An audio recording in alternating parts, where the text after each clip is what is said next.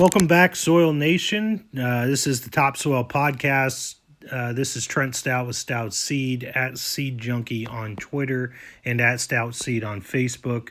I think I can say with excitement and enthusiasm, and I know Mitch shares this sentiment in saying that we are really pleased to have joined the Global Ag Network. A little bit on the Global Ag Network. It's a consortium of podcasters, all ag related. It kind of senses to bring everybody together who are doing quality podcasts on specific topics. And it's an easy resource for you, the listener, to find quality content, maybe content that's more suited for what you're looking for in one place versus working within the restrictive categories inside of the podcast forums that exist out there that have a hard time categorizing some agricultural podcasts. So I think the Global Ag Network is on the right track. This is something that we've been working on putting together for a few months now and are excited to have been able to make this leap. So again, Trent Stout, last week, Mitch kind of explained our challenges in what we've been trying to do in creating content. I know it's been a while since we've got back and been able to produce good content. It's been a busy 4, 5, 6 months. I know I had an addition to my family in June with my little baby Theo. And so it's been tough getting back on track and balancing that work life podcast dynamic. And so we're happy to have this ability to move forward with content and hopefully help you out in your operation. So again, look us up if you have any specific questions and feel free to shoot us any feedback, and we love hearing from you guys. So last week, Mitch tackled a question, or last episode, I should say, a question involving some of the questions that I'm hearing from my customer base surrounding soil sampling and some of the soil sample results that they've been getting. And if you haven't listened to that, feel free to go back. I think that's a great episode. Mitch tackles some really interesting stuff there. So, and then he posed a question to me basically saying that as we move further into the fall, what are some of the things that we should do from a mindset change when it comes to cover crops? And I think the first thing is a buzz question that if you're on, if you're in cover crop, if you're consuming cover crop content right now, this is kind of almost getting too redundant, but everybody wants to use this buzz question of what are your goals and establish your goals, understand what your goals are. And I think that there's a lot of value in that. Two reasons I think as we move further into fall, why that should be at your forefront is one, we have to understand from a species selection what we can really accomplish with those overall goals that we have. What our limitations from a species selection wise will be. We have to adjust that species selection. And then two is to keep you in a cost, from a cost perspective, just because you go online and you see, some 35 way species mix, or you're listening to a YouTube video where someone's trying to convince you of these multi-species mixes. You guys stay away from maybe just getting yourself sold a bill of goods that ultimately financially isn't going to be of no benefit to you. So speaking specifically kind of in our geography here in southern Iowa, I'm located in between Highway 34 and Interstate 80 in the southeast part of the state. And some of the conversations that I'm having with my guys as we get pushed further into November is, the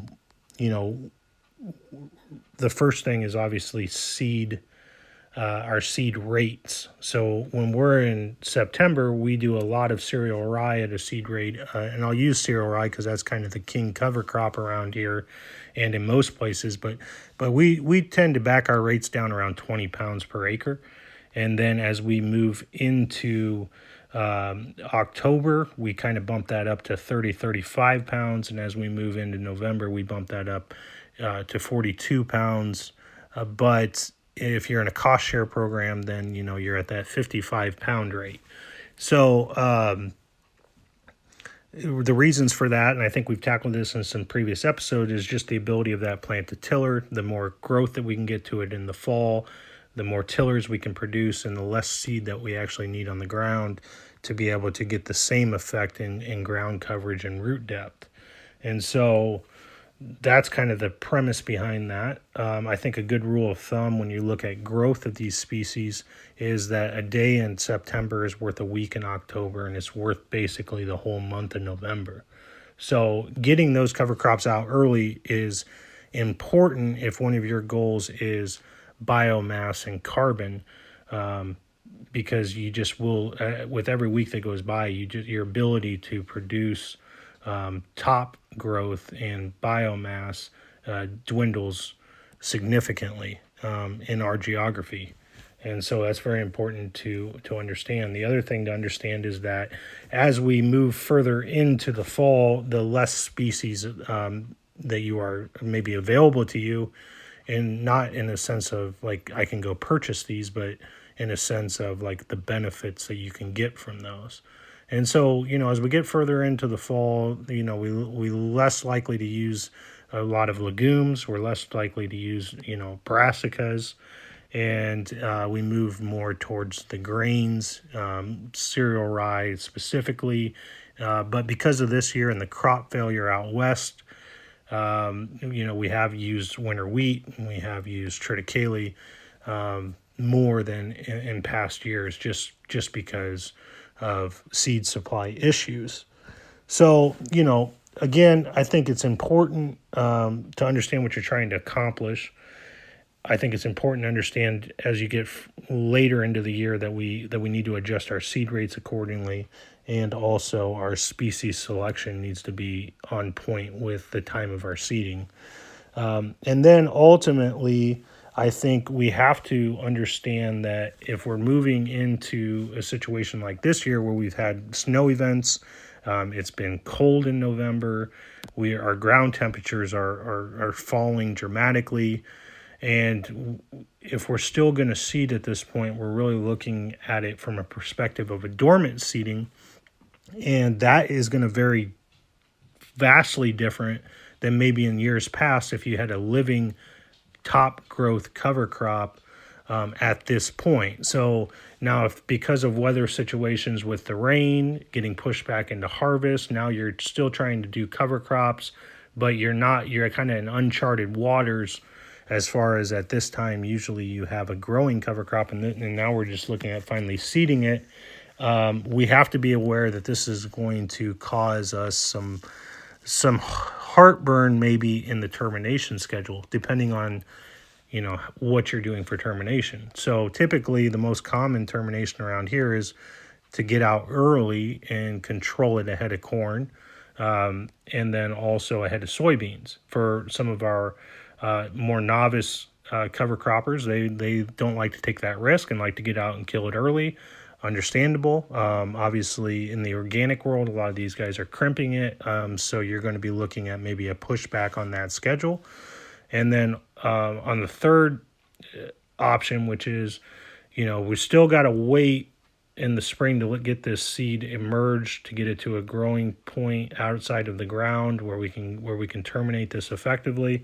But maybe this doesn't affect soybeans as much as it does our corn guys, because typically when April 15th rolls around, we're wanting to plant corn around here. And so that gives us kind of a narrow window in the spring where we have good temperatures, good sunlight, all the things needed to get an effective kill. And we're not just waking a plant up. Now we're trying to start growing a plant.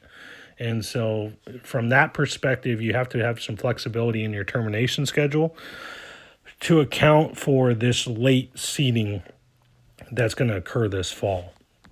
So you may want to push that off. You may want to go with something different and do a spring seeding. Maybe as that last snowfall or that last bit of snow is coming off and the ground's still hard, you can go out with some different options there with a spring seeding.